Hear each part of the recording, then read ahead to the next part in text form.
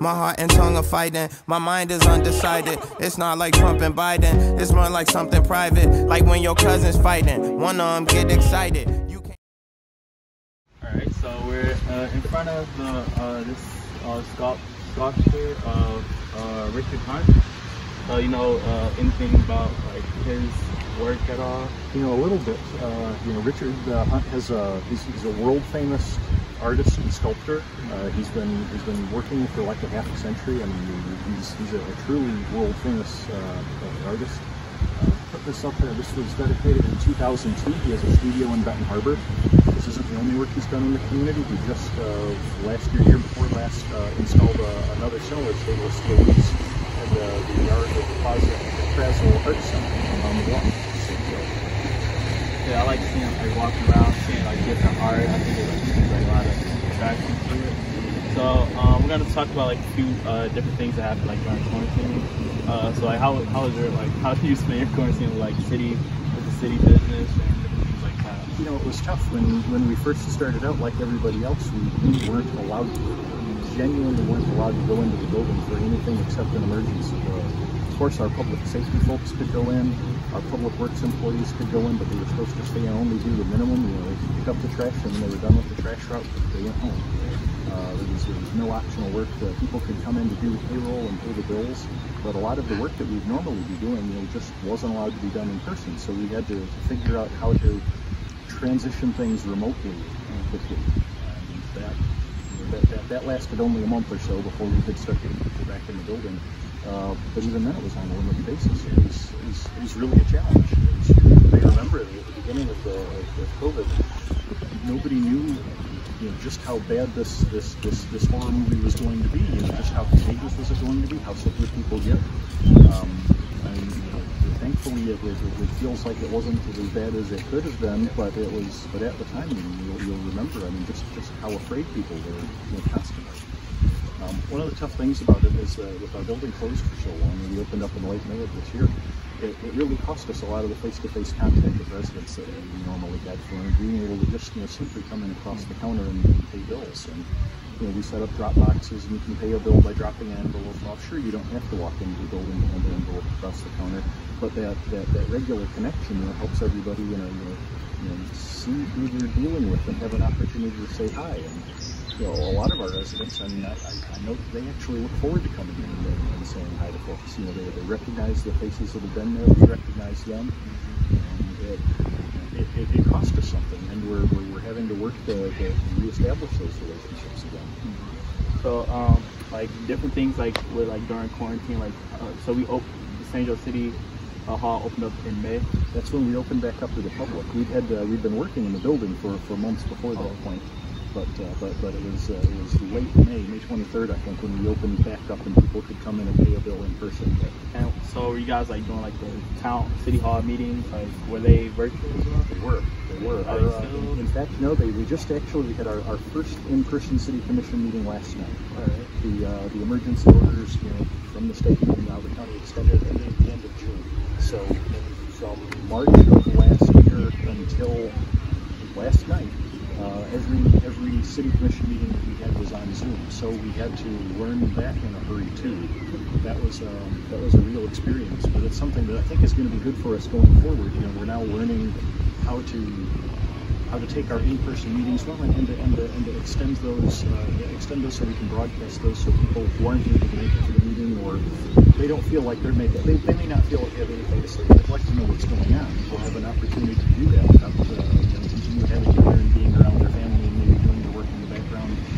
They don't have to commit to 2 hours sitting in the chair hands free. So last night was the first time we did that, and we tried doing it through Zoom. I think I haven't been able to watch the video today. I suspect we're going to need better sound quality than what we came up with, but we'll evolve and we'll get better at it.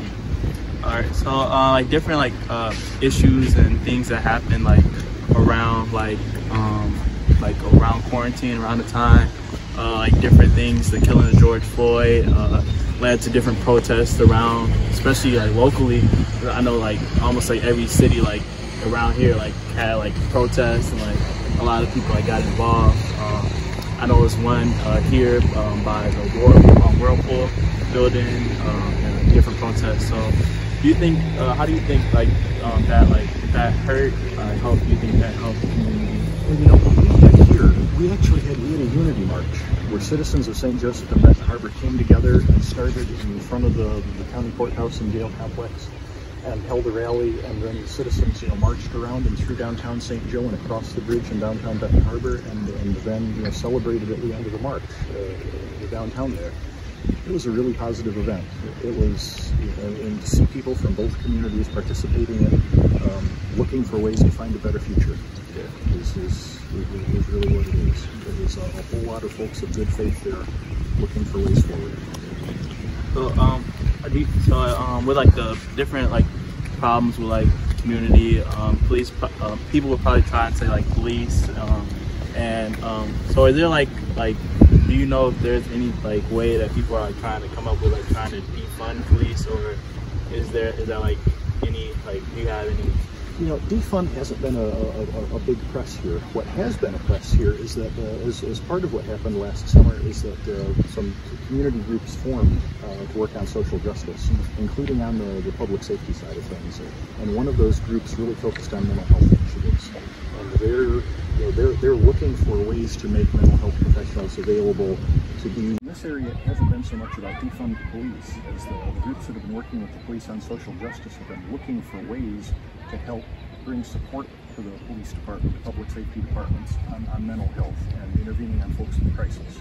They're a group that's come together and brought a proposal forward. They've actually moved out of our department into an organization called AllPac, which has been meeting for years, looking for ways to help improve police and community relations and trying to find a way to fund social workers, community workers who are trained to deal with folks who are in crisis, and to make that available to public safety departments throughout the area. Not just our department, because it is something that as you know, the department struggle with across the country.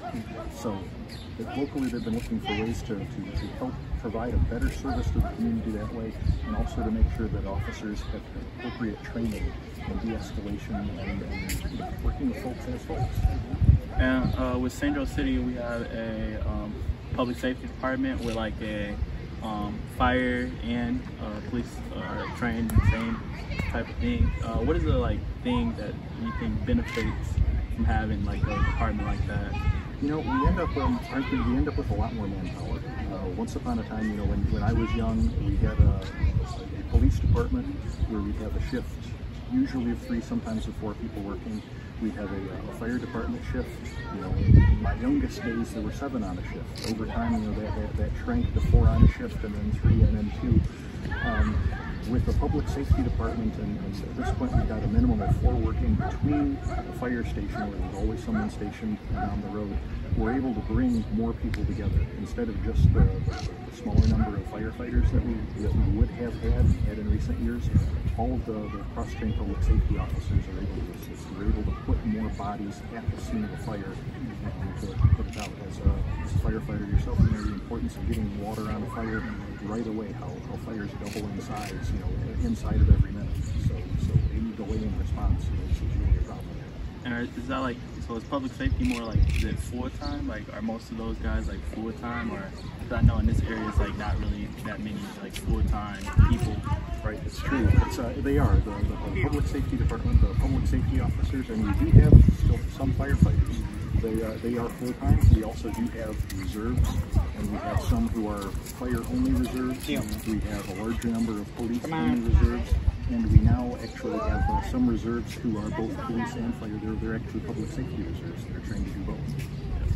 So around here we see the pier, and I hear that there was recently a funding, like around 2016, 2017, that helped like bring in like different like money to help renovate the pier. There was. It's a great project. You know, St. Joseph started as a port in the 1830s when the piers began to be installed inshore of where we were, even is where the original shoreline was. And these lighthouses that you see out here were installed in 1907, and they've really changed a lot. Over the years, they hadn't been well taken care of, and they were more than 100 years old.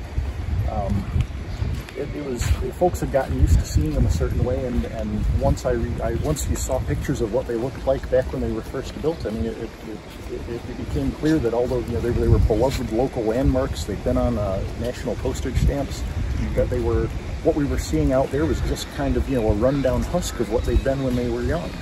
They were rusting through. They were in poor condition. The community didn't want to risk losing the lights, so there was a group called the Lighthouse Forever Fund came together, and they raised on the order of $1.8 million to refurbish the lighthouses, to repair them, and to bring them back to their actually the condition they're in is about early 1934. It's not quite 1907. And also the catwalk that you see that goes all the way out. The catwalk was intended to allow the light keepers to access the lights during storms, so they could stay above the waves. Now, was that funded by a grant or donors? Donors. Gosh, there was I'm not sure there was any grant money involved in that project at all. The city kicked some in to start with to do some planning work on it, but I believe the whole 1.8 million was actually private donations. And so are these, so is it kept up by, is this like Berrien County? Do they do like all the keep up with that, stuff like else? Or? For the lighthouse, the Silver Beach County Park is on the south side of the river, from the concrete that we're at to the south. Oh, yeah, that's going in. Right, when we cross the river, then it turns into a city park, and both of the piers are actually owned by the federal government, the U.S. Army Corps of Engineers, and the city actually had to get an easement from the Corps of Engineers to let the lighthouses stay there. I don't think anybody was going to pick them up and move them, but that's just the structure of the agreement, is that we have to have permission. When the city took ownership of the lights, we had to get a legal permission to keep them on the pier. Right now, the lights are open for tours. The local museum, the Heritage Museum and Cultural Center, runs tours so folks can go through and see what it's like and climb up to the top and go out on the balcony. It's really a neat view of the community. And I'd love to do more. I'd love to find a way to restore some of the pieces that were inside, because originally you go into the buildings now and the buildings, the lighthouse is empty, and it wouldn't have been empty. It would have had, furnaces and boilers. It would have had a steam generator that was used for a foghorn.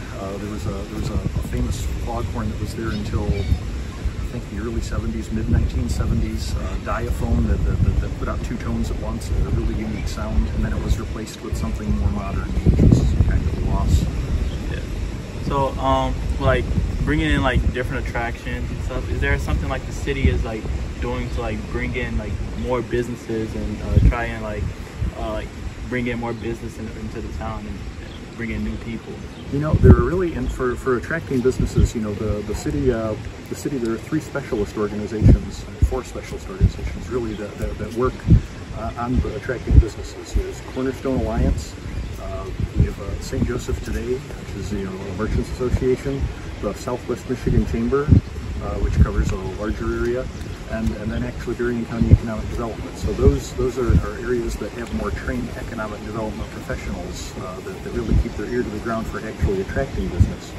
We do have a community development person on board. I think our business, a lot of our business locally when it comes to bringing businesses, our job, we look at it as to provide a stable, safe, welcome environment, a good place to do business. The way I explain it, my dentist once upon a time, when he's telling me to hold still while he's drilling on a cavity, I make clear to him that my business in this transaction is to hold absolutely as still as possible and provide the best possible platform for him to do his best work. And although being as still as possible isn't the right analogy for us, what we want to do is provide the best place for a business to come to and be able to do what they do well. So what is something that you think the community can do to like get more involved in like local politics, or what they can do to try and help the community out?